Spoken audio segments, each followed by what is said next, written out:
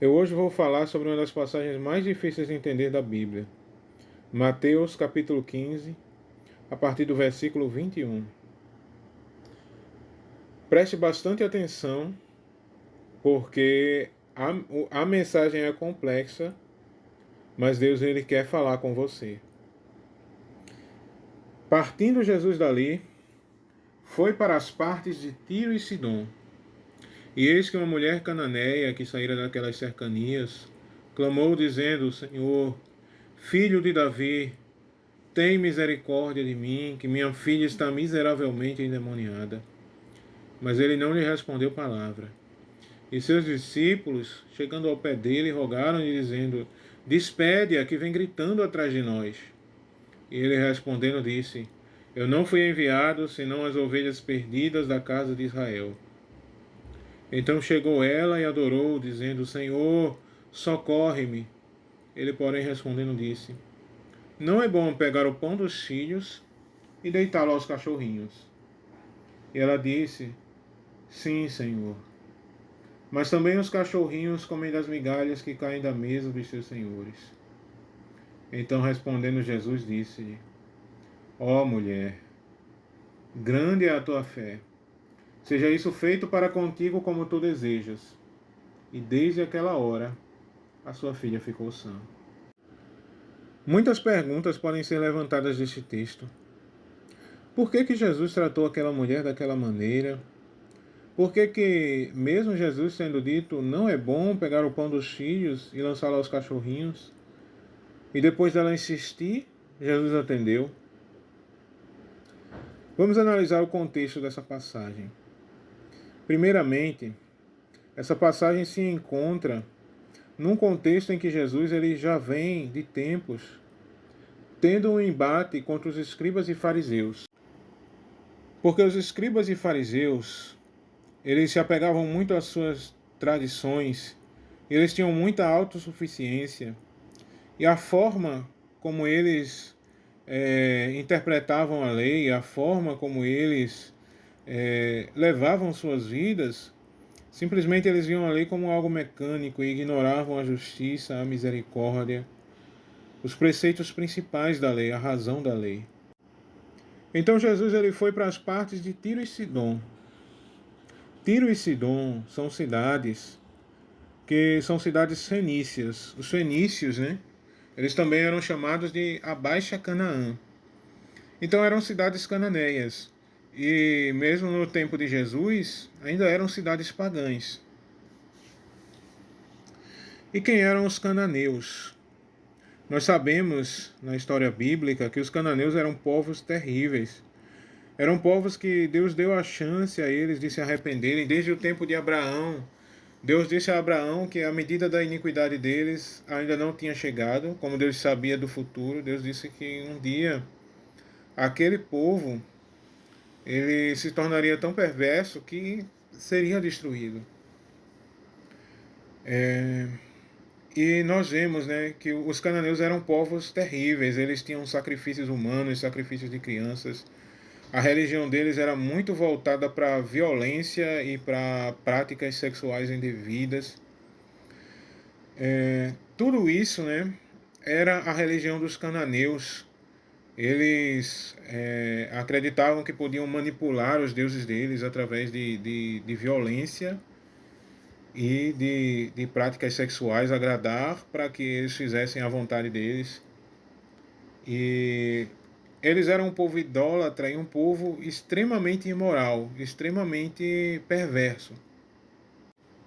E aquela mulher, ela bem conhecia os pecados dela. E Jesus sabia que ela também precisava daquele tratamento de choque, né? Para se arrepender dos seus pecados, para trabalhar na vida dela. E os discípulos, eles precisavam dessa lição. Porque nós vemos que eles não tiveram misericórdia, eles disseram: Senhor, despede-a, que ela vem gritando atrás de nós. E eles também tinham em si um pouco do que Jesus ele chama de o fermento dos fariseus, a doutrina dos fariseus, o modo de vida dos fariseus. Nós vemos isso.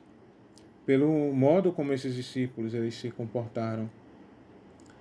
Mas Jesus, ele quebrou as expectativas, porque após a insistência ele atendeu aquela mulher e ele elogiou a fé dela.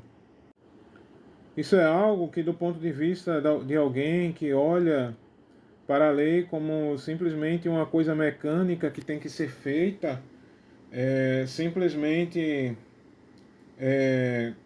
como rituais, e não no sentido da justiça, da misericórdia, da essência da lei. Isso é algo que a pessoa pode olhar e dizer como é que ela usa desafiar, como é que ela usa, não desafiar, mas, até porque foi com humildade, mas como é que ela usa insistir depois de um não. Mas Jesus elogiou a fé dela. E assim como essa mulher, nós vemos outros exemplos bíblicos, como Abraão, que quando Deus disse que ia destruir Sodoma, ele disse para Deus: o Senhor destruiria o justo com o ímpio? Longe de ti tal coisa. Jacó, que lutou com o anjo, Moisés, que quando Deus disse que ia destruir aquele povo, ele disse: se for para destruir esse povo, risca o meu nome do teu livro. Mas, se é assim, então alguém pode se perguntar: ué, então nós estamos autorizados a mandar em Deus? A dizer para Deus que faça do nosso jeito, a insistir, a ir contra a palavra de Deus? Não. Mas qual que é a diferença então daqueles que chegam e insistem e querem que Deus faça as coisas do seu jeito, querem manipular Deus? Vamos observar o que é que esses exemplos têm em comum e que é diferente desses casos. Uma das coisas é a humildade. Aquela mulher foi humilde. Ela não chegou exigindo, mas adorando e dizendo: Senhor, tem misericórdia de mim. Senhor, até os cachorrinhos, eles comem das migalhas que caem da mesa dos seus donos. Abraão, ele insistiu ali, mas ele disse: Senhor, eu sou pó e cinza, mas eu me atrevo a falar com o Senhor. Outra coisa é que eles não buscam mudar Deus, mas lançar-se sobre o caráter dele. Para aquela mulher, a insistência dela significava também a misericórdia de Deus sobre a vida da filha dela. Afinal, ela sabia que Deus é misericordioso. Ela tinha algum conhecimento de Deus para saber sobre a misericórdia do Senhor. E ela estava ali reivindicando a misericórdia. Para Abraão, ele estava reivindicando a justiça de Deus. Iria Deus destruir o justo com o ímpio? Para Jacó, a bênção dele não era apenas uma bênção, mas ele conhecia as profecias que Deus tinha dito que o menor serviria ao maior. Então aquilo ali, ele estava reivindicando a fidelidade de Deus. Para Moisés, ele estava reivindicando a misericórdia de Deus sobre o seu povo e a honra do nome do Senhor. O que diriam as nações? Então, tudo isso, essas pessoas, elas não estavam exigindo um favor pessoal, mas clamando por algo que reflete a justiça, a fidelidade e a misericórdia de Deus. A fé ousada, ela não afronta Deus, ela o honra, porque ela acredita que ele é melhor do que as circunstâncias aparentes. Mas o que afronta a Deus é quando essa ousadia ela parte do orgulho. Eu mereço, Deus tem obrigação comigo. Isso aí é uma afronta a Deus. Ou quando tenta submeter Deus à nossa vontade e não o contrário. Ou quando ignora a palavra de Deus sobre quem Ele é. A grande diferença está que essas pessoas elas se apoiaram no caráter de Deus. Elas se apoiaram em quem Deus é. E não tentaram mudar Deus à sua vontade. E é isso que agrada a Deus.